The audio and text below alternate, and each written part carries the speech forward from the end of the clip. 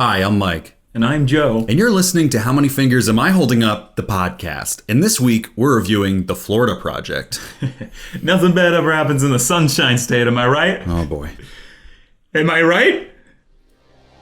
Am I right?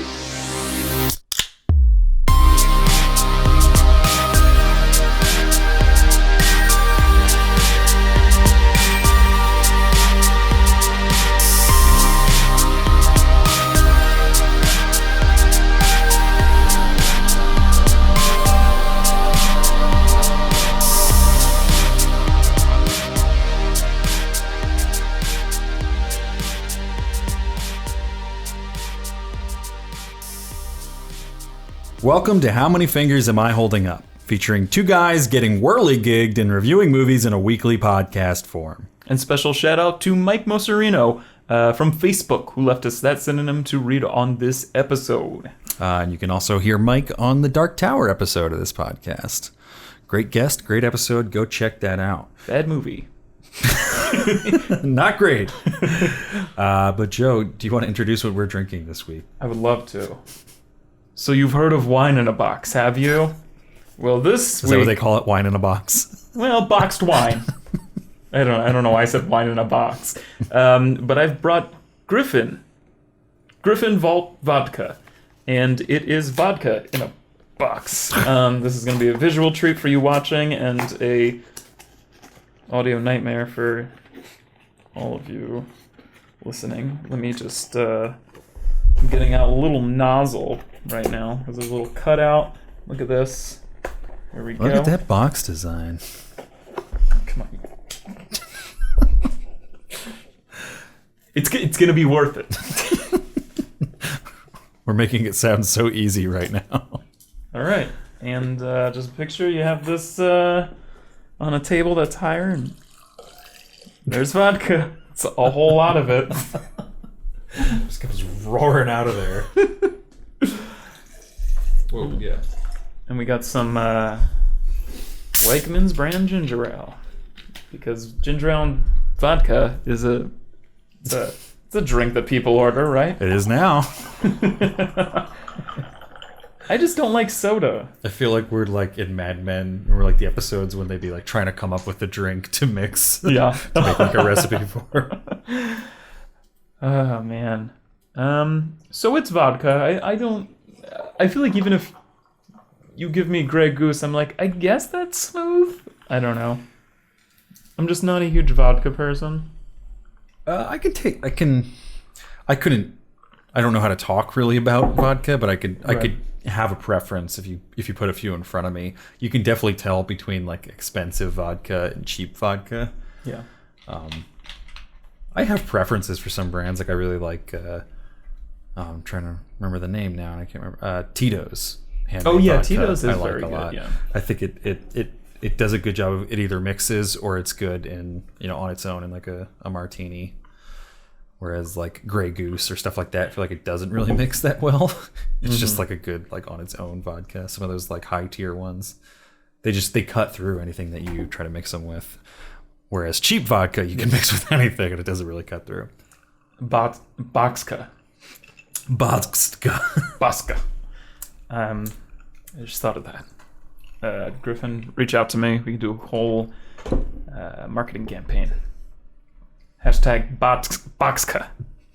How do you spell that, Joe? Boxka. Boxka. It's vodka in a box. This is all right. It's vodka. And ginger ale. Yeah. But we're reviewing The Florida Project this week, which is a Handy Award nominee for Best Picture and Best Supporting Actress. And if you haven't heard about these Handies, they're a film award ceremony that we hold annually starting last year. They're the premier film awards ceremony, the most prestigious, the highest rated, the best attended. But if you haven't seen the nominations, I highly recommend it. It's on our YouTube. Obviously, there's links to it on our Facebook and Twitter. Yeah, just go to YouTube, search 2018 Handy nominations, or just search How Many Fingers Am I Holding Up? The podcast. It's right there on the page. Check it out and vote for your favorite films that we nominated. But what is if you like the Florida Project, you can vote using hashtag Give a Handy to the Florida Project Best Picture or hashtag Give a Handy to Bria Vinaite Best Supporting Actress. Those are the 2 nominees. Very cool. I do have the IMDb description in front of me. I'll read that, and then I'll pass it off to you to do those mic notes. Sounds good. All right. It's going to be a speed episode because we got 3 to do tonight, so We do. we may brisk through this. We apologize if we skip over anything you guys really wanted to hear. Well, I feel like we're going to say everything we want to say. We're just not going to lollygag. Yeah. We're going to be efficient tonight. Yeah. And we also don't have like a third person to be like, well, I think... Shut up, guest. We don't have any of you tonight besides Lindsay, who was on our the post episode next week. 3 weeks. 3 weeks. Maybe Sure. 4. Yeah, maybe. I don't know how it works. You'll see. It's gonna be here eventually. All right. Set over one summer, the film follows a precocious 6-year-old Mooney as she courts mischief and adventure with her ragtag playmates and bonds with rebellious but caring mother, all while living in the shadows of Disney World. The ragtag part cracks me up. Yeah. All right, so I don't have too many notes for this. I have a bunch of stuff I'd like to just sprinkle throughout. And again, can't recommend it highly enough if you're into film with the Director's Cut podcast. So many just interesting tidbits about films that are coming out. Right. So I'm sure I'll sprinkle that up as it comes up in conversation. Yeah. But the Florida Project was directed by Sean Baker and written by Sean and his writing partner Chris Burgosh. Hey, I'm Gris. Burgoch. Bergoch. I'd say that's how you... Burgoch Yeah. or Burgosh? Burgoch. Oh my burger. Oh my Burgoch. It's like a chicken. Burgoch. Chris Burgoch. Apologize. I don't know how to say your name, man. Chris is definitely like listening to this having like middle school flashbacks. Hey, no, not again. Hey, You do fantastic writing work, Chris. Yes. Don't let us get you down. But Sean has previously directed Takeout, Prince of Broadway, Starlet, and Tangerine, which was shot entirely on the iPhone and nominated for 4 Independent Spirit Awards. 1 for Best Supporting Female for Maya Taylor. I haven't actually seen Tangerine. I feel like you have, Joe. I have. It's really good. It's a movie about a transgender sex worker who discovers her boyfriend and pimp, who's Ziggy Sabatka from The Wire, has been cheating on her. And I think the film was shot on like 3 iPhone 5S smartphones because that's all they could afford with their budget. Apparently, Mark Duplass approached Sean Baker at like a film fest in like New Zealand or something, and he was like, "Hey, me and Jay want to like executive produce your next film," and it became Tangerine. Apparently, Mark and Jay really cheaped out on them. Here's $500. Thanks, Mark. I guess we'll buy iPhone. Here's a $2,000 Apple gift card. Go wild.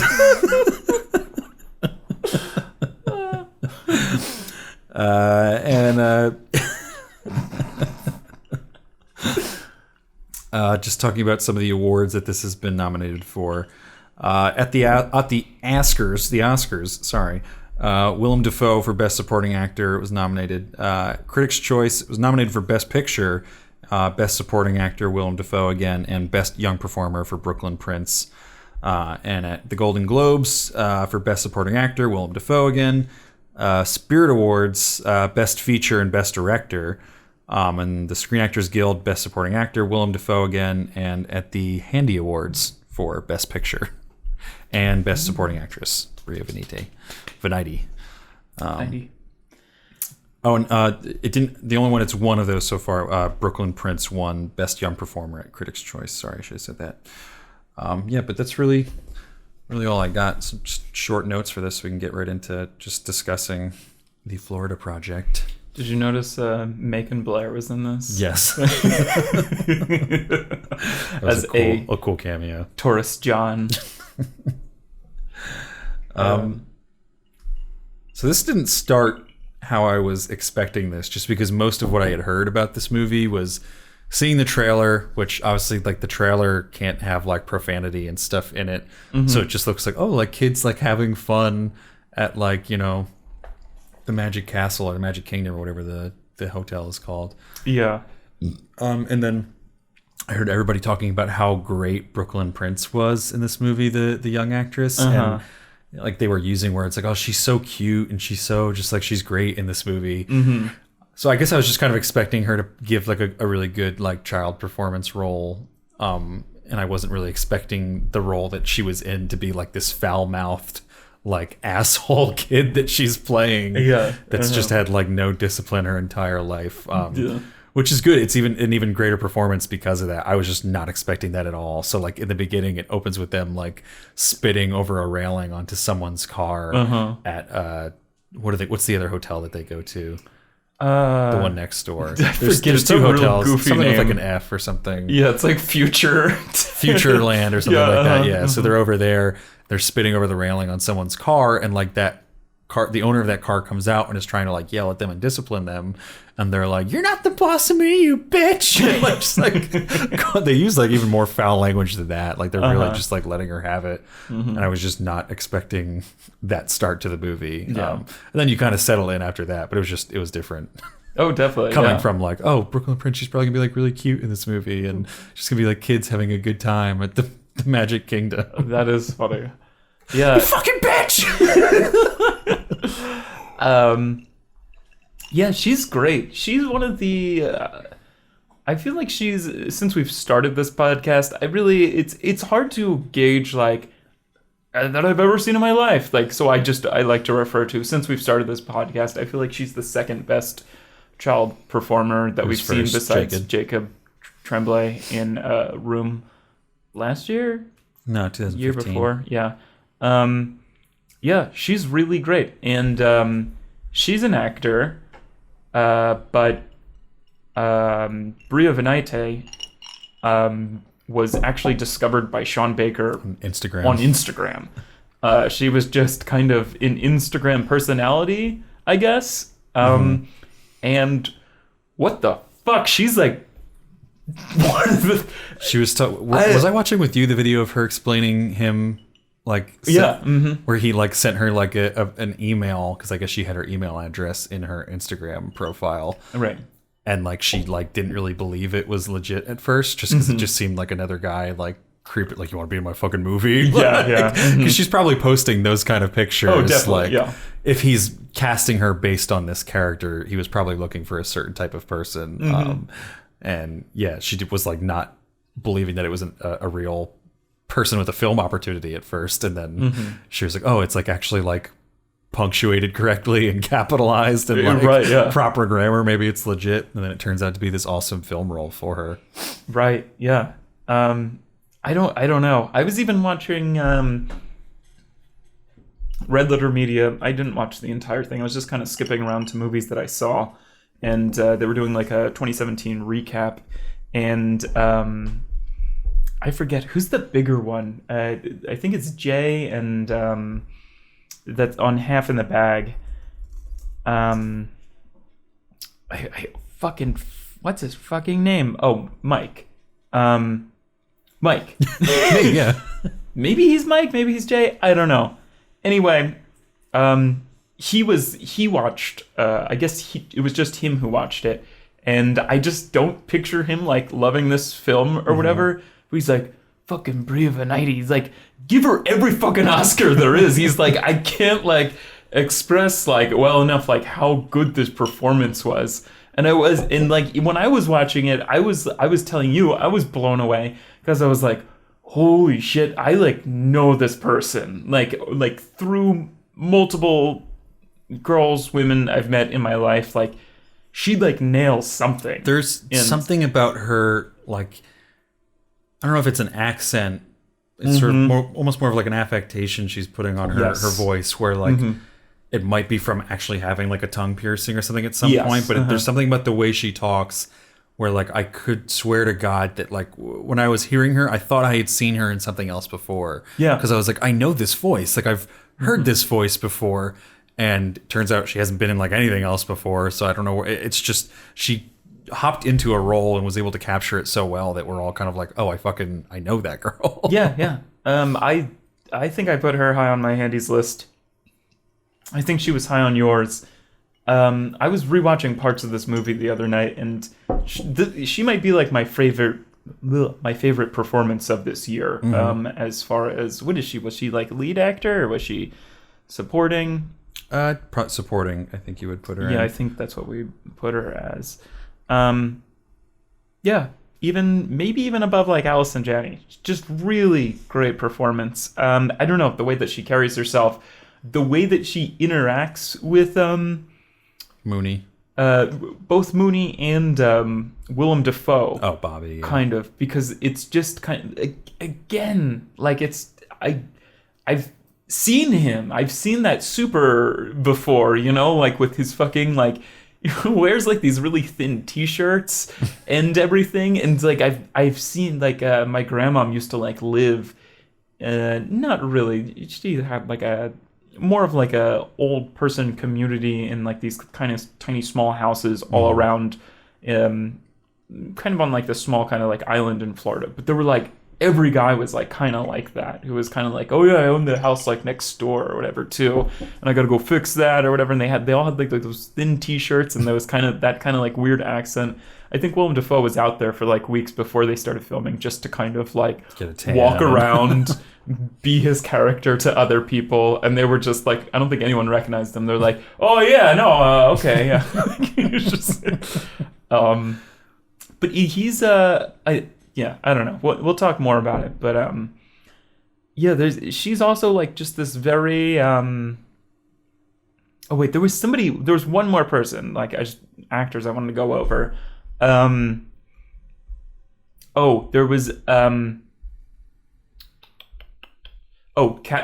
Caleb Landry Jones.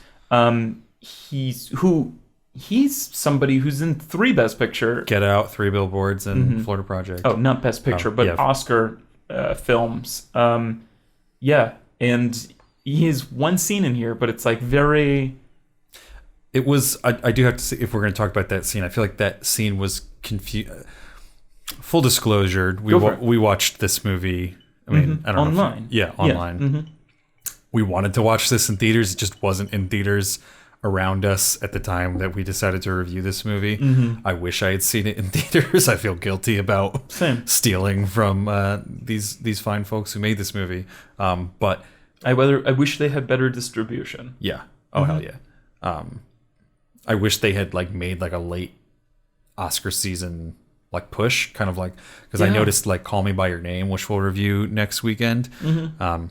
Which will come out next week. Sorry, we're reviewing it tonight. Right. Yeah. Oh boy, we're reviewing it tonight. Yes. But that kind of like had like not like a full wide push, but it pushed wider coming up into like right before the nominations for Oscars. Like I think they were pretty confident they were going to get nominated, and they're like, all right, let's just get it out there now because people are going to want to go see it, and it's going to probably keep pushing wider as the award season goes on. And like I wish they had done that for this. Like, they didn't have to go like full wide, but like put it in some theaters besides like one in New York and one in like Dallas or wherever else it is. I'm just like cracking up. Like, I don't think he had any involvement in this movie, but just like Mark Duplass, like going around offering movie theaters, like, you want a $25 Apple gift card, iTunes gift card to play my movie. You play the Florida Project, okay? I don't think he didn't produce. He had nothing to do with this. Yeah. I'm pretty sure. It's just a good guy who just gives out Apple products to get movies made and distributed. I mean, I'm so glad, because I don't think this movie would have been made if Tangerine wasn't made. Like I feel like this is A24, right? Yeah. So the good people at A24 were able to see Tangerine not just at Sundance, but at Sundance, because like that was kind of talk of the town, because it was like, you can make a movie on an iPhone, like kind of I don't know. So they should, this should be more present at the Oscars, and it really sucks that it's not. I mean, we'll talk about this. I mean, we can just talk about it now, but like A24 also had Lady Bird this year.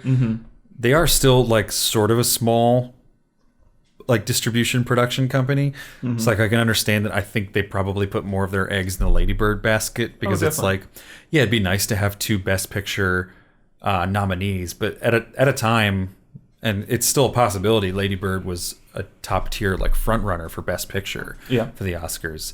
And if you can have like to win Moonlight the year before and then win Best Picture 2 years in a row, that's huge for your fucking production distribution company. Like everyone is going to want their movie made or produced or distributed by A24 if they can win 2 years in a row. So I don't really blame them.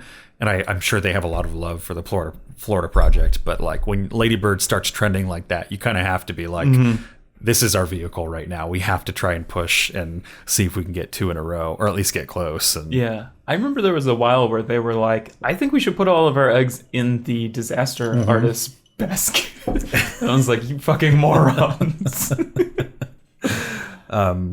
Just because it was star power. It was just kind of like, James Franco's so cool. I wonder what they think now, huh? He's not so cool anymore, is he? But I think the point I was getting at was... I just wanted you guys to promote Good Time. You guys had the golden goose, man. Go on. You let us down. Just in terms of that scene with Caleb Landry Jones and Willem Dafoe, watching this on... Like, I was, like, Chromecasting it to my TV and, like... Oh, God. I mean, it was better than watching it on, like, a... Well, maybe not better. It might have been better to watch it on a laptop. But I was watching it I watched mine on my laptop, with my girlfriend. So, like, I was streaming it to the big TV.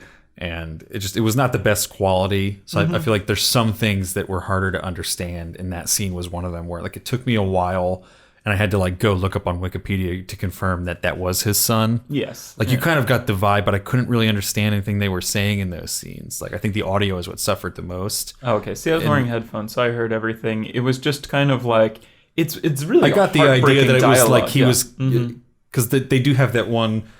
There's one part of the scene that does stick out very well in the audio where he's like, you know, I can't keep coming here. It's like an hour and a half, like each way. Like I don't need the money anymore. Like, so you got the sense that it was, even if it wasn't his son, it was someone that was just coming to help. And it was kind of, I think the idea was supposed to be that like, he's kind of lonely and he needs help around there. And, you know, his son is just kind of like, sorry, I can't help you anymore. Like I'm all grown up. You have to help somebody else now. It's kind of the point that I got from that. Right. Cause I think the conversation is like, hey, mom says like, thank you for wishing her a happy birthday. And he's like, I didn't hear that at all. And he's like, well, I didn't wish her a happy birthday. And he's like, you know, I don't have to come out here. Like, this is a 90-minute commute and I don't need this kind of money. Right, so that's what starts that whole thing. Yeah. So it was, and it's kind of like really heartbreaking, especially because it's so bizarre that he's kind of out here and Willem Dafoe's kind of trying to provide for like all of these like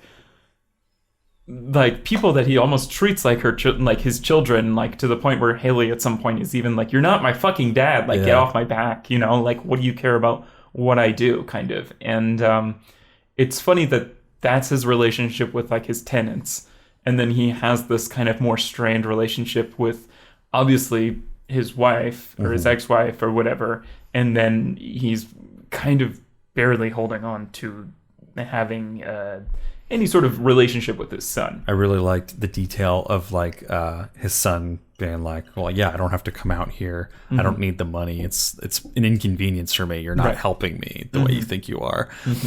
Kind of being like, all right, like I'm not going to do this anymore. But Willem Dafoe is still like, all right, well, are you going to help me like with this thing now? Like that was like I heard that and I was like, that's my dad. Like my dad would do that and be like, well, you started this job, so you're going to finish it. It is, and it's a very kind of, I don't know, help your dad kind of thing. Yeah. I don't know. And it's just, he's having a hard time moving it and everything. Willem Dafoe's like, oh, shit, come on. Just like trying to push it down the hallway. Yeah, that was a very real scene. I don't even think I needed anything more than that, just to know, like, that's his, like, kind of family life, you know. When you see that in context of the way he treats the tenants, sort of like a father to like all of them, even like the older tenants there, you know, that doesn't have to be like the kids that he's treating that way. He kind of sees himself in that sort of patriarchal role with all of them. I think in context, you know, it works really well, and that's all you kind of need. just going back to like Bria Vinaite for a minute, just in terms of like I can understand why it's not nominated, just because it is a smaller movie. It was, you know, it's kind of impressive that it was even being considered for a while for Best Picture. But like I think the filming style might have something to do with it, just the type of movie that it is. Like even if it had been like a really widely released independent movie, Yeah. I think it just has that type of performance where like I started watching it a little bit early, and then my girlfriend Rowan came home and she walked in late and she was like, "Oh, what's this?" And I was like, "Oh, it's the Florida Project. It's about like people like living in like a project sort of in Florida and just like the little kids and what they do day to day." And she was like, "Oh, is it a documentary?"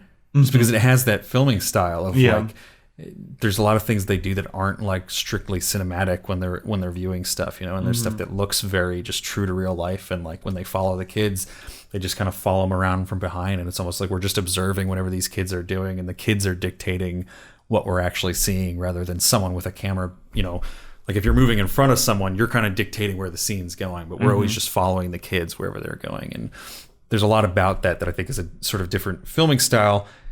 And through that, I think like the acting sort of at times takes a back seat to just kind of like we're just watching real life play out here. And like a lot of her scenes, like they just felt so real that it was like easy to forget that like, oh, someone's like reading a script here and like not just being like a real person that is a shitty mother like in this movie. Yeah. So I think it ends up hurting some of the performances here. As much as we appreciated them, I think like Academy voters might not be looking that deeply into it, and it's not what sticks out, I think, to a lot of people when they watch this movie. Yeah. It's like I'd love to know like Sean Baker's process. I mean, I think he had like a somebody who can direct children kind of on his staff, and that was like one of the few kind of crew members that he had. But I'd love to know like the process of how the fuck he shot these kids, because they're like these like really long takes, which are hard for anybody, and they're far away, so you can't really be giving like direction like off screen. And again, yeah, they are like kind of following them, and it's crazy, like to the point where I was like, this little girl has to be like somebody who's grown up in this kind of situation and somebody that they're exploiting, like kind of thing. But it's the opposite. She's like a professional actor, kind of, you know. Yeah, all the kids are really great, and they play off really well with each other. It just feels so real to hear them just talking to each other. Like I really, really love the scene. It's like what's scripted and what's improvised. I have no idea. There's parts that I think are somewhat improvised. They talk about that in Director's Cut podcast. He talks about that the scene where they see the rainbow. That rainbow just happened to show up. Oh wow! On set, and they were like, "Grab the fucking cameras! Grab the fucking cameras! We don't know how long this is gonna be here." And then he gave them like a little bit of direction, like just react like you're seeing like a rainbow in the sky, and just talk about it. And they just went off of that, and it makes it into the final cut of the movie. Like, I can imagine there's a bunch of other stories of little scenes like that show up in here where, I think they gave the kids a lot of space to work, and the kids knocked it out of the park.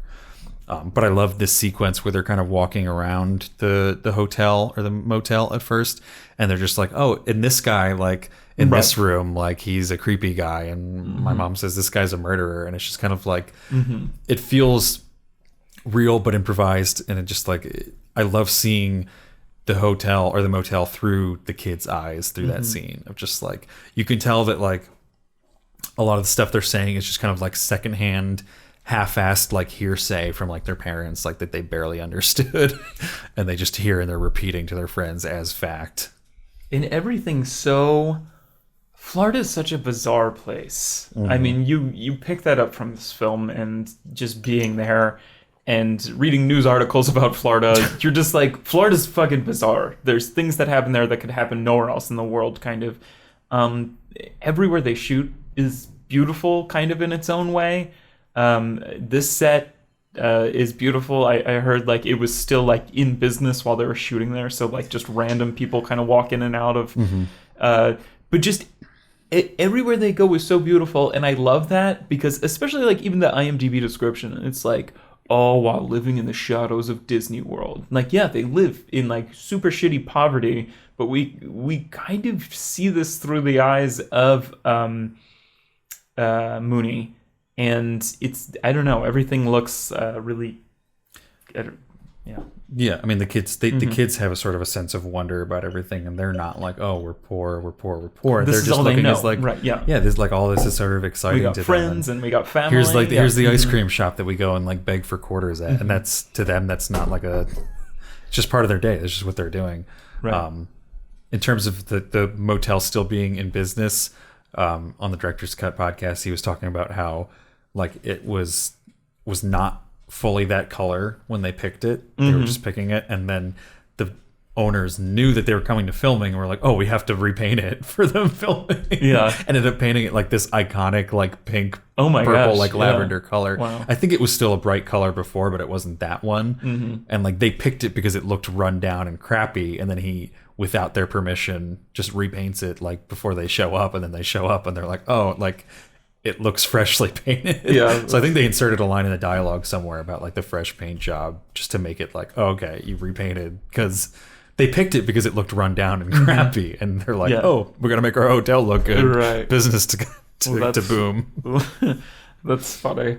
Yeah, that's even like he's like what's it called? They must have had like this is the thing where I don't even know the budget of this, but I mean there's that part where Willem Dafoe is like touching up kind of the paint and everything too, which I love that. They probably must have just had fucking paint left over or something. And that looks so like when I was talking about him just like being like a super, the way he like acts and feels, like that felt like so natural just watching that kind of. And that's also the pedophile scene. Yeah. And I fucking hope that's like what they submitted for like his acting piece. That's personally one of my favorites, just because he's so like he's up on the ladder and he's like so bothered by it, kind of. He just like kind of keeps. I thought like dropping the paint can was like a little overkill, kind of. But then he goes down there and he talks to this guy, and that guy, I'm like, how do you act that like gaze towards children? That guy was great. Like just some random fucking old man who's like starting up. It was also creepy, and like Yeah. it was also well acted. And he's like, I just want a soda. And Willem Dafoe's like, yeah, let's go get you your soda. Oh, you're thirsty? And, Yeah. and it's a fucking 3-minute walking scene and him picking out what soda he wants. And then he's like, aren't you going to drink the soda? And he's like, okay. And he like opens it. And then Willem Dafoe just like smacks it out of his hand. He's like, get the fuck out of here. It's like great because it's like the most emotion he really shows in this movie, because he's pretty like, that's what I think what I like more, as much as I love that scene from his performance, is how well he plays like being frustrated but still being like a caring person. Like I love the scene when they're in the lobby and he's just kind of staring them down as they're like eating the ice cream cone, and then like a little bit splats, and he's like, all right, that's it, I said if it spills you're out. Like he really plays that, like trying to be as patient as possible. Or like the scene where the lady with like her top off at the outside pool. I also just love the kids being like, boobies, boobies. Yeah. Because it's real kid behavior. But him yeah. like trying to interact with that lady and be like, just put your top back on. Like it's we've talked about this before. Right, yeah. It was a really great interaction on that part. I don't know. And it is just the whole Willem Dafoe thing again. It is just like crazy that like this, like, I don't even know how, like, thinking about it in retrospect, I don't even know how this movie works. We have like Willem Dafoe, who's kind of like this theatrical actor. Like when you think of him, you think of like more theatrical roles. Like can't think of what, like the fucking Green Goblin or like something Boondock like, Saints. yeah, or like Wes Anderson kind of like villain or something. I don't know, but he's like working alongside somebody that From Sean Instagram. Baker found on Instagram, and it works so well. He was also telling some nice stories about like how great Willem Dafoe was with like the kids, and like sort of giving them like a little bit of like acting lessons and tips and stuff. And like that's like a really cool experience. Like this incredible actor Willem Dafoe like imparting knowledge on like 6-year-old, 7-year-old, 8-year-old like actors. It's kind of jarring in a way to see like I feel like latchkey kids are kind of becoming a thing of the past. and we have like all these kids now kind of like tethered to like these. It's just wild to kind of see like kids like roaming around. Yeah, like especially like with that pedophile scene, kind of like it is like they come really close to danger, and they are fortunate that nothing happens. I think if you're like a registered sex offender in Florida, like you don't have to tell anybody. Like that's like a big thing, and I don't know. Yeah. I like the fact that nothing happens because I think a lesser filmmaker yes. making this movie would have been like, and then here's the pedophile scene where he rapes all the kids and everything's horrible. Like, and one of the kids dies in the fire. Like, it's a lot of restraint to kind of bring them that close to danger and have them turn out all right because there's enough sort of drama going on in the rest of their lives already. I really like seeing the. Like, I think they do a good job of showing different parenting styles in this movie. Oh, yeah. Like, definitely. right from the beginning where you have the kids, like, spitting on the car and that one lady, what's Mooney's, Jancy's mom, sort of, like, yelling at them and disciplining them. And then Bria, Haley, comes down and she's just kind of, like, not disciplining them at all. And, like, they're like, watching the kids, like, wash the car and, like, Jancy's mom is sort of like almost like yelling at like Haley, like, oh, real cool, like really good, like parenting. You're setting like a really great example for like your kids right now. And I think it's important to have that sort of contrast because it doesn't, in the end, it helps us not to excuse Haley's parenting. Because I think you can look at Mooney and be like, well, you know, like they're low income, they're sort of poor, and like, you know, maybe it's harder to parent kids when they're in that sort of circumstance. But then you have Jancy's mom, who's like, they're very just as low income and poor too. She's raising her daughter's kid who just sort of gave up on her kid. And Jancy is like this very sweet, kind person with a really nice demeanor and well behaved. Right. Compared to like Mooney and Scooty, who are just like these little devils, like running around, like cursing everyone. They're like routinely saying stuff like, "You're not the boss of me," or just like cursing and insulting people. I really like the scene when they're in Haley's hotel room, and Jancy's there. I forget what it's after. I think it's the scene where like Bobby comes to the door and he's yelling at the kids about something, and Haley's like, "Oh, like we don't know anything about like that never happened." And then when like Bobby leaves, Jancy's like, "I think I want to go home now," and that's like her like. Right. She's had this decent upbringing with, you know, discipline and good parenting, and like she's uncomfortable to be around this like house where there's like no rules and like they're talking to authority that way, just like no respect for anything. I thought that was like a really nice detail to show her like uncomfortable, like, yeah, I think I want to go home now. Oh, like, definitely. I don't want to be around this. It was, I like was reading some reviews of this and it was like. They would refer to like Haley as like an abusive parent, and I was like, no, kind of. But she's like negligent in very extreme ways, as we find out later in the film. Kind of earlier in the film, she's too. If like Big Daddy went wrong, just like, oh, like wear whatever you want, like you want to twerk on camera, that's like cool, or whatever you guys want to go, like play with alligators or whatever. Like she's just. You know, she's not disciplining.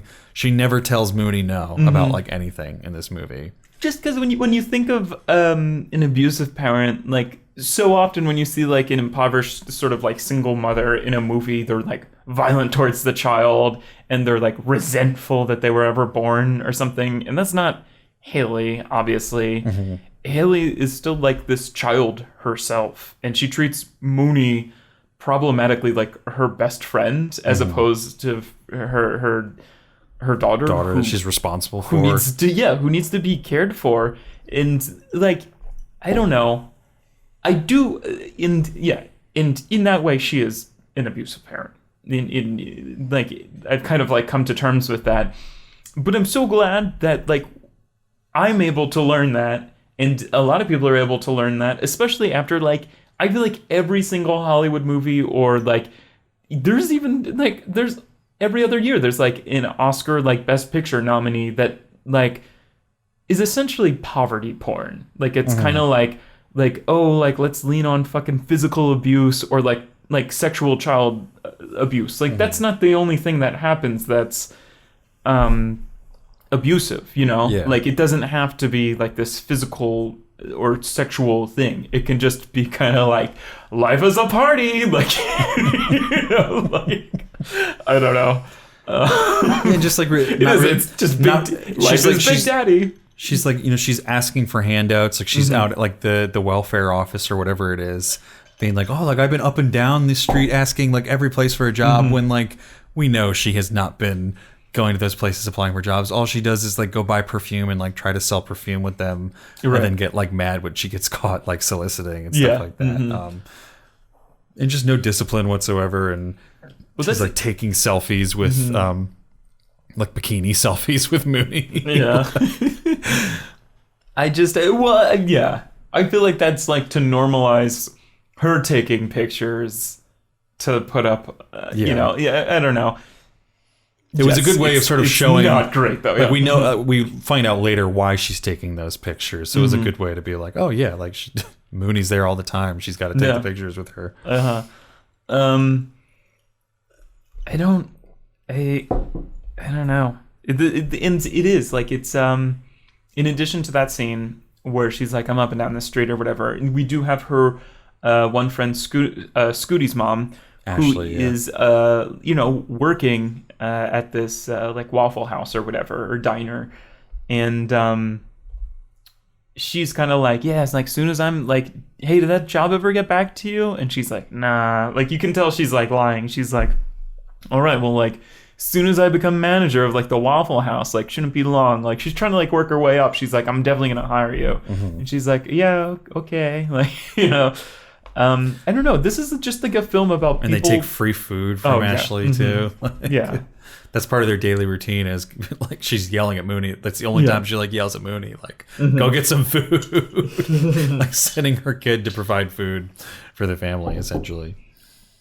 But yeah, this is like this is a film about people doing all they know, kind of. Haley's trying, but not trying in the right ways, like we were just talking about, which is where a lot of the conflict and drama comes from. That, like, again, a lot of the drama and conflict doesn't come from like, oh, one of the kids died, or like, oh, mom, stop hitting me, or like what if like a hard life we live. Like nobody really ever says that either. Like, damn, I wish my life was different, kind of like, like. And Haley also refuses to do anything that, on the other side of the coin, is Haley's also refusing to do anything that might help her situation. Yeah. However, as an audience, even after we know, I've come to realize that she is like an abusive parent, we as an audience like still root for her, because she genuinely believes she's doing the right thing, and we know that she cares and loves Mooney, and like that's like the most heartbreaking part of this whole movie. Yeah. I do like the way that we sort of see like really dark things through a child's perspective in this movie. Oh yeah. Like I particularly like the whole sort of sequence surrounding them setting the house on fire. Yeah. Just like I love the kids going to see these like foreclosed on houses, because it's like we get to see, like, for us it's like a sobering image of like, oh my god, like the housing bubble and like the economic collapse, like that's what's happened in Florida, and like there's just these beautiful houses that are just totally in like ruins and decay, and they look like there's something you would find in the middle of the woods somewhere, like an abandoned house like that, but it's just outside of Disney World in Florida. Right. But the kids see that and they're like, yeah, like this house we could like break windows in and throw TVs down the stairs, right? And yeah, light pillows on fire in like the fireplace with, like they just see it as like a place of like adventure and wonder, and like yeah. So it's an interesting. It helps the movie to not be this completely sad, depressing thing, because we're seeing kids have fun, but we're kind of seeing dark, disgusting, depressing things through their lens. Right. It's an interesting take on maybe like a sadder type of movie. And then them like setting the fire is a great catalyst sort of for like the end of the movie, because we have sort of the end of Scooty and Mooney's relationship, which means the end of Ashley and Haley's relationship, and sort of sets things up for sort of like the climactic scene at the end of the movie. Yeah. I mean, but before we get there, there's the whole like prostitution sort of turn in this movie. Yeah, or sex worker, or whatever she's doing. But yeah, I was kind of like, all right, like it was. We just kept seeing these scenes of Mooney in the bathtub, kind of just like with a blaring loud like rap station, and I was kind of like, what is this? What's the point of this? See, I think it was set up really well because I got it right away because they had so many scenes before that. Like because it's such sort of like a. Oh, you knew what Haley was doing during that? I think they set it up wordlessly to the point where it didn't matter if you didn't get it then because they set it up. They spell it out plainly later. Yeah. But they do cue you in if you're paying attention to certain things because I had always noticed that it was one of their things like, weekly they were having a bath and it was, Haley and Mooney in the bathtub and it was like one of their fun time things they were doing together. They would just throw one of those scenes in like a montage of whatever else was happening. And then we would just see Mooney in the bath by herself. And then we would hear the music blasting in the background and you're like, all right, this is trying to tell us that something's wrong because Haley's not here. Right. And then like you sort of hear the music and you're like, oh, okay, like she's trying to cover something up going on. I thought she was just like camming on like websites or something like that because of like, the pictures she was taking. But then you find out later that she is actually selling herself as a prostitute. But I just thought that was a really nice way to like set that up wordlessly. Like that's really cool. A way to do it without just being like, she's a prostitute. I mean, they do sort of say that later on, but you have an opportunity to pick up on that before it actually comes blurted out. Yeah, I mean, I figure there was something going on with men, whatever. I mean, obviously we have that. She's also bathing every night too, is part of the thing that you're like, oh, she's taking a lot of baths. Right? Yeah. I mean, but we do have like the Macon Blair scene. We have. I mean, obviously, people. Her friend confronts her about it, and even earlier in the scene, we have Willem Dafoe be like, you know what? If you want to have any friends come up to your room, they got to sign in down here, okay? Kind of thing. So yeah, it is. I don't know. I think that's the same scene where she's like, "You're not my dad." Which is great because it's like the first time he sort of like blows up on her because he's been kind of restrained with her, where like she'll say stuff and he's kind of like, "I don't really have anything that I can say to that. Just do this." And she responds to that. Like she sort of shuts up when he yells at her. In that scene, and it's like maybe that's kind of what she needed was like. Oh, definitely, yeah. It almost like seemed like something she was like looking for was like someone to just give her some discipline and put her life in order somehow. Right. So eventually the Child Protective Services come and we've covered everything else. I feel Child Protective Services are called on Haley. Probably from her friend that she beats the shit out of, or well, see, here's the thing. I thought that at first too. I've now realized since that they've left it sort of open-ended. I think because they have the scene where she's like, "Tell me who called you." Yeah, and she's like, "I can't reveal that." So I think it's intentional that they don't want us to know directly. Oh yeah, and I think it's either one of two people because I was listening to Pete Holmes on You Made It Weird had. Something Rosenthal, James Rosenthal, something Rosenthal. He created Everybody Loves Raymond. I can't remember his name. Something Rosenthal. Phil Rosenthal, who created Everybody Loves Raymond, and he was talking about this movie, and Pete had seen it too, and he was talking about how he and his girlfriend Val, like, just kept talking about it the whole week later because there's so much to like sort of dive into, and they were saying they couldn't get into it on the podcast, which really annoyed me because it was before I saw the movie, and they were like. Yeah, like Val was talking to me about like, do you think that like Willem like, and he's like, I can't say it because it's like a spoiler. Yeah. So then I went and watched the movie and I was like, what is he talking about? Like, what is the theory about Willem Dafoe that you could get from this movie? And then took a bit of reflection. I'm like, oh, they're saying like maybe Willem's the one that calls Child Protective Services. Oh man, like, that's because it's set up where it could be either way. Where you have like Ashley, the timing makes sense for Ashley to call. Yeah. She got beat the fuck out of by Haley. Like so, there's sort of the motive and like Haley or Ashley obviously loves Mooney because when Mooney goes to say goodbye to Scooty, Ashley isn't holding ill will towards Mooney. So she maybe wants Mooney to get into a better circumstance. Plus, also like Scooty is saying something to Mooney about like, oh, like. my mom said you're going to go live with like a new family now. So like clearly Ashley knows something about it. Right. But I think there's also the fact that like Willem knows for a fact that she's prostituting. He knows that she's not being the best mother for Mooney that she could be. And I think when the thing that makes me think that it's possibly him is when the whole thing is going down and they're like pulling Mooney away and taking her away. He can't bear to watch, and he goes out to like smoke a cigarette, and he won't like watch what's like actually going on. And I think that could be like an indicator of like guilt, maybe of like, I'm the one that's causing this to happen, even though it's the right thing probably at the time. Like I'm sort of tearing this family apart, and that's why he can't watch in that circumstance. And then I think it makes the scene with his son make more sense in like, you know, maybe he didn't have the greatest relationship with his son, but he's sort of trying to redeem himself here by like giving a better life to Mooney through that perspective. So I think that's a valid interpretation. Oh, definitely. Yeah. But I also think he's the type of director who's like, yeah, it could be either. Doesn't matter who it is. Right. Yeah, definitely. So Child Protective Services come. They're obviously going to take Mooney away from Haley. They're interviewing Mooney, and basically it gets out that, you know, Haley's going to be taken away and Mooney's going to be taken to some sort of foster family, kind of.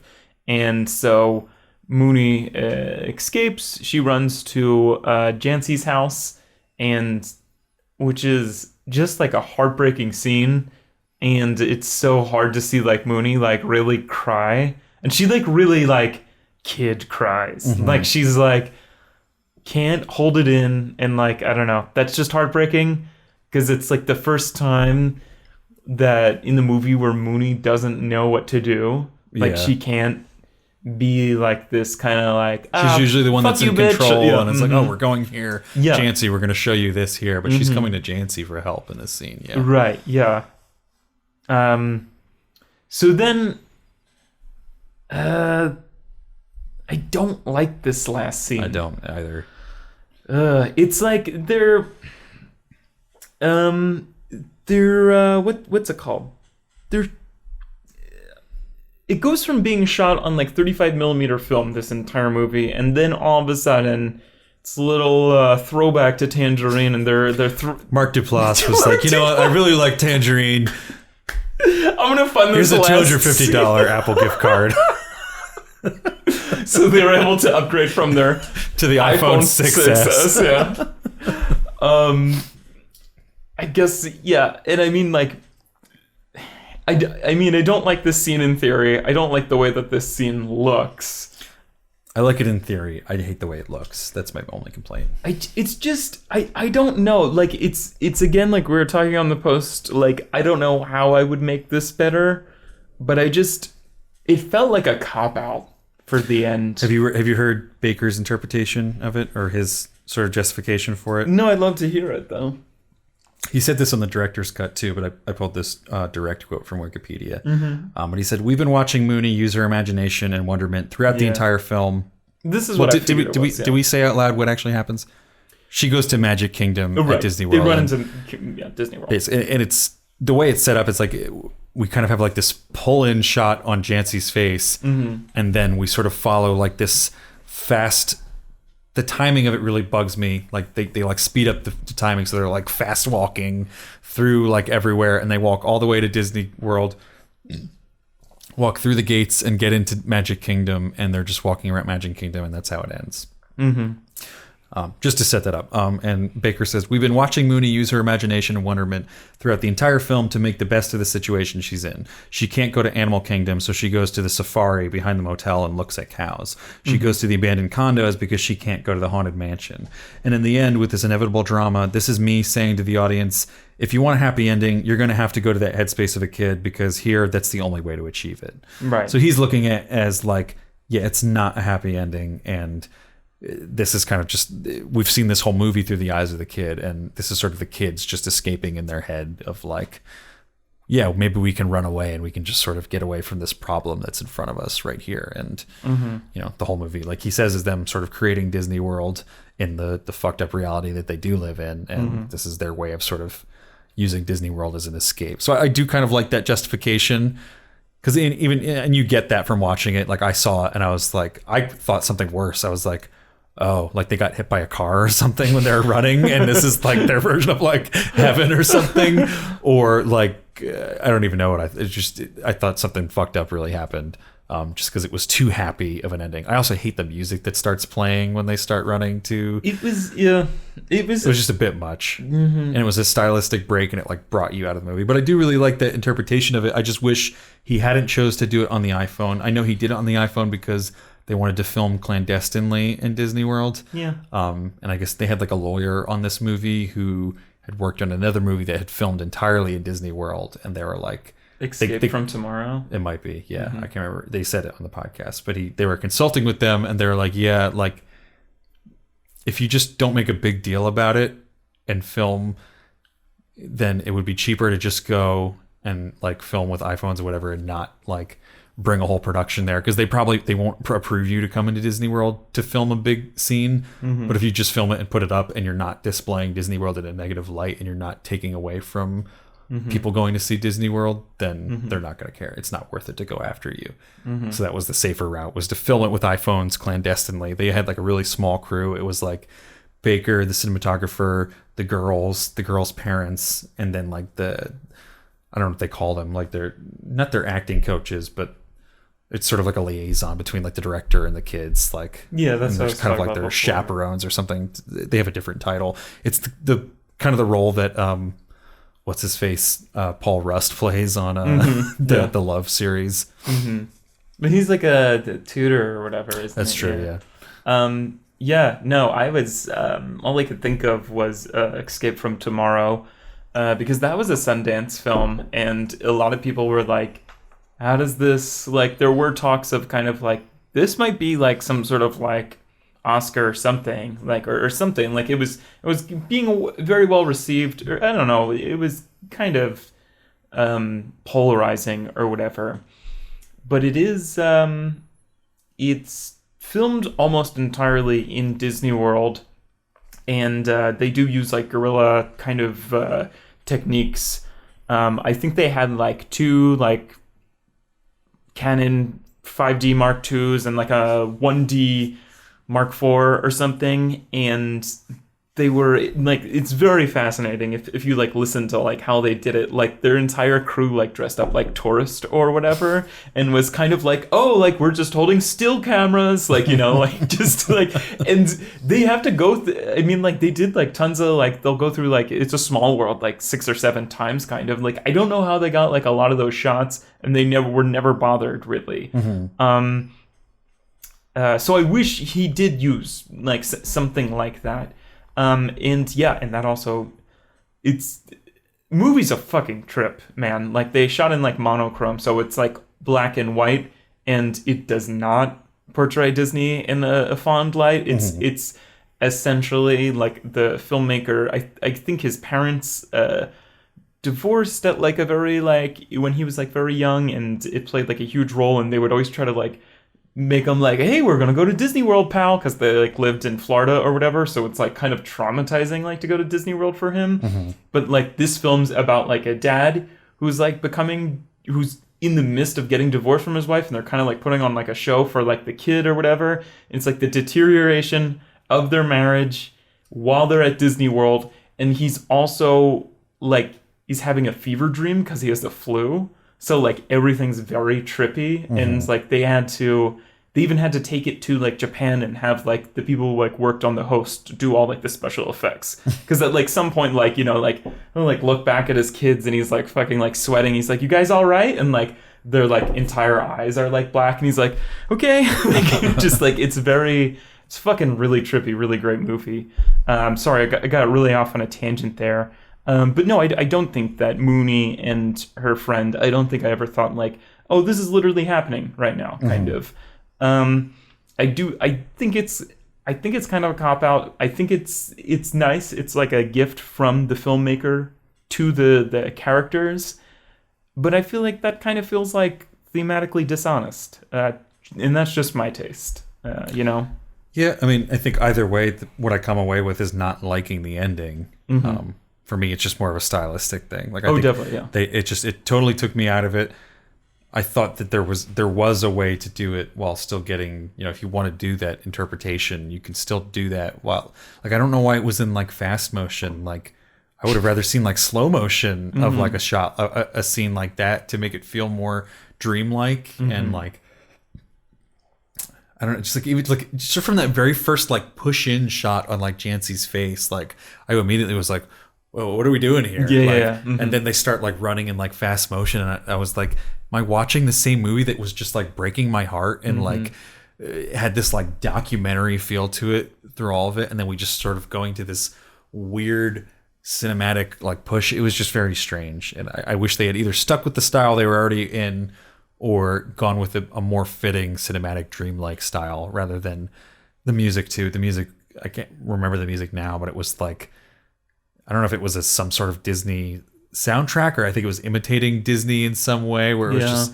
it was like theme park ride music, sort of a lot of like timpani and like symphony and orchestra it was and just stuff. And off-putting. it was very strange. And I feel like, I don't know, maybe this doesn't matter, and I'm just saying this out loud, but I just feel like Mooney's never like, "Mom, can we go to Disney World, please?" And like now she finally gets to go. It's just kind of like, it was just kind of the setting. Like, I don't know. But yeah, I do whatever. like finally seeing Disney World Yeah. in the end because so much of the movie has had to do with this area around Disney World and the resort culture and everything's based around like the tourists. Like there's the couple that comes there and they thought they were booking a hotel Oh, yeah, I at the love that actual scene, Magic yeah. Castle at like Disney World. Yeah. So anyway, I think probably ready to get into some ratings and reviews for this. Yeah. On review aggregator website Rotten Tomatoes, The Florida Project has an approval rating of 96% based on 225 reviews with a weighted average of 8.8 out of 10. The site's critical consensus reads, "The Florida Project offers a colorfully empathetic look at the underrepresented part of population that let me start that again. The Florida Project offers a colorfully empathetic look at an underrepresented part of the population that proves absorbing even as it raises sobering questions about modern America." Colorfully empathetic? Colorfully empathetic, Okay. not colorfully emphatic.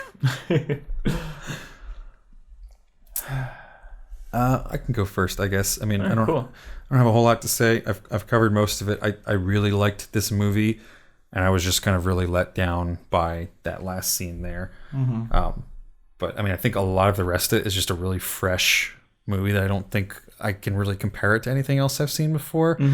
I really like this sort of documentary, almost like cinema verite style of just like following these kids where they go and letting them dictate what we're seeing and seeing trauma and depressing things and poverty through kids' eyes rather than through like the typical lenses we look at those things through. And I think we have a lot of like really great acting performances here. And a lot of just sort of like magical scenes that don't have to be like over the top drama, like it's just just like seeing these kids do small things like go get waffles or go beg for quarters around the ice cream stand or when they go to play around in like the abandoned houses, like stuff like that just makes for really great cinema in this movie. And again, it's really just that last scene that I thought they dropped the ball on. This would have been a really highly rated movie. I think a 4.5 or a 5 for me, I think, without that last scene. Yeah. But with that last scene, I'm going to put it at a 4. Really liked it. Still in my top 10 for sure of the year. A handy nominee for Best Picture. One of the best of the year. But could have been better. Just a little disappointed in that last scene. So 4 fingers for me. Yeah. All right. Yeah. I did like this. It's something that I'm gonna say during our what was I gonna say? It's something that I'm probably gonna say during our Call Me by Your Name review. But this movie is like exactly what I've been looking for in other movies about similar content that were critically praised or just like indie darlings kind of in the past. Like, this is what I was looking for in American Honey. Because I watched American Honey and I was like, I don't know. Like I just like I didn't see what everybody else saw. Like it's a great movie, but I was just like, I think this just isn't for me. Kind of. What's it called? I do because it has so many similarities to American Honey, but it's also very different. It is this a vision of America that we don't normally see, or we've never seen. We've never seen like this kind of part of Florida, kind of. Yeah, and there is like a theme in American Honey of there's just kind of like this goofy scene in American Honey where they're kind of like all dancing to like Rihanna's like we found love in a hopeless place, and like that kind of becomes the unofficial like theme of that movie, and where this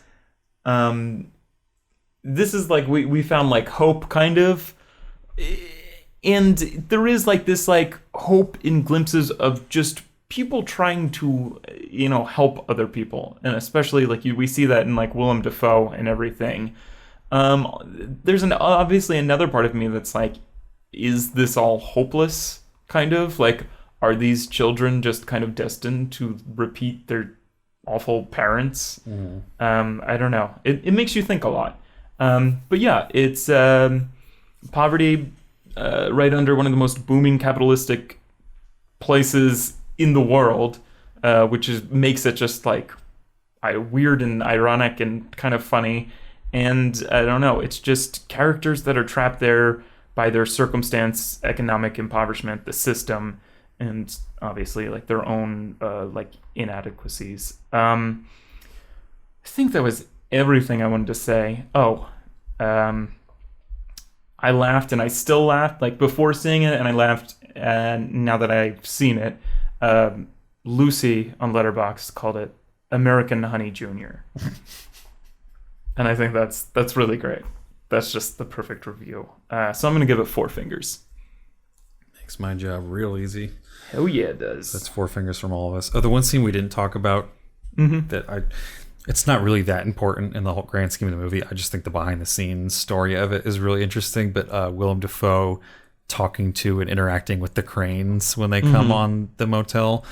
So like that's a thing. Like they do come naturally over to the area. That those aren't cranes that they brought to the movie, right? And they were specifically instructed not to interact with the cranes because they're an endangered species. Oh, okay. And Sean Baker on the Director's Cut podcast, again, can't recommend it enough. They're pretty short episodes. They're like usually no longer than half an hour, and there's always so much great just insight into what happened in these movies that we watched this year. But he's talking about how it's sort of his first like official movie where like, there's a sort of a studio behind it, and there's people who are involved, and it's not just him making a movie with his friends, Right. or him making a movie with a $500 Mark Duplass Apple gift card. Like there's other interests involved, and there's lawyers, and there's paperwork, and it's just a more bureaucratic process this time around. And they were instructed not to interact with the cranes because they're an endangered species. And he had wanted to film scenes with the cranes, and the studio was like, no, you fucking can't. Like that, we can't deal with like a lawsuit from like the Florida like Parks and Wildlife like association or whatever for dealing with these cranes. Just leave them alone if they come around. And so I guess the headquarters for like the like studio on like set was like all the way across the complex. So the cranes came over. And Sean Baker just kind of like looks around and is like, fuck it, like let's fucking film them. What are they like? They have to come out and physically stop us, and it's going to be a couple minutes before they get over here. So literally, the only footage they have is the footage that makes it into the film is of Willem Dafoe in that one take talking to the cranes, and it was just kind of like off the cuff, like, all right, just go interact with the same thing as with like the rainbow, like your character, go interact with the cranes like Bobby would interact with the cranes. It was just kind of like a cool like guerrilla filmmaking story where like he was rebelling against the own studio that wanted to make this movie because he knows like, all right, that's something that will help this movie. That's what I want to put in this movie. And it may not be the right thing to do in terms of red tape and bureaucracy and whatnot, but fuck it, let's go get those cranes interacting with Bobby. It's a part of the story. That's really great because I love that scene. It's such like a nice little detail. And like you could have cut it out. It wouldn't really hurt the movie to not have it in there. But that scene sticks out to people. It's just him interacting with those cranes. He makes like the joke about like foul. Mhm, Like, yeah. it's a bird joke. Do you get that? And that's just something like a fucking super does. Like, Yeah. like just, I don't know. Dealing with animals that are coming onto the property. We're just kind of talking to themselves. Like, he's just like that kind of. The other thing was like the helicopters, which I think that was just something that was naturally, like there happened to just be a helipad there. Right. So they kind of just worked it into the film. But that was another thing where when the Brooklyn was like running, or Mooney was running away with Jancy, I thought, did she like run to the helicopter pad and get chopped up by the helicopter? And that's why she's at Disneyland? Yeah. Because I just kept thinking it was like something awful. And they kept showing those helicopters. And I was like, those are going to play a role at some point, right? Like, I thought that's what it was supposed to be. Because they did show the helicopter taking off as they were running away. Again, like, well, I'll say this in Call Me By Your Name, but there's just, like, I love both of these movies because we're so preconditioned to be like, well, there's a kid in this indie movie. It's probably going to die. Something terrible is going to happen to them. And something does terrible, like, happen to them. But again, it's like... It doesn't need the melodrama of death to Right. And, break our hearts. And she's abused, but it's not in, like, I'm going to fucking hit you and rape you. Like, like, it doesn't... I don't know. There's just so many more other things. ways. There's more than one way to fuck a kid up. Right, yeah. And there's so many different styles of life. I don't know. I really like this. I think this hits like what I think Spring Breakers never really like touched on. There's just a slice of Florida trash that they really were super keen to. I don't know if Sean Baker grew up there or something, but he just... The one scene where they're all filming, like, and she's screaming like "World Star." Oh, yeah, it's like the guys are fighting in the parking lot. There's a lot of scenes. And the guy gets hit by a car. Yes. Yeah, and that's like, and it's like so far away, but you could tell him getting hit by a car. I don't know how they filmed that. Yeah. Oh yeah, it's a lot of great scenes in this. Yeah. So definitely recommend. And if you liked it, hashtag give a handy to the Florida Project Best Picture, or hashtag give a handy to Bria Vinaite Best Supporting Actress in the Handy Awards. So we got a couple more episodes to get to tonight, so let's get out of here real quick. As always, pretty much everything you can find at howmanyfingerspodcast.com. And we're going to go record some more episodes. Thanks for listening, and we'll see you next week for Call Me By Your Name. The week after that, I, Tanya, and the week after that for The Post featuring Lindsay Daly. very cool. That's all. See you next week. Bye-bye. Bye.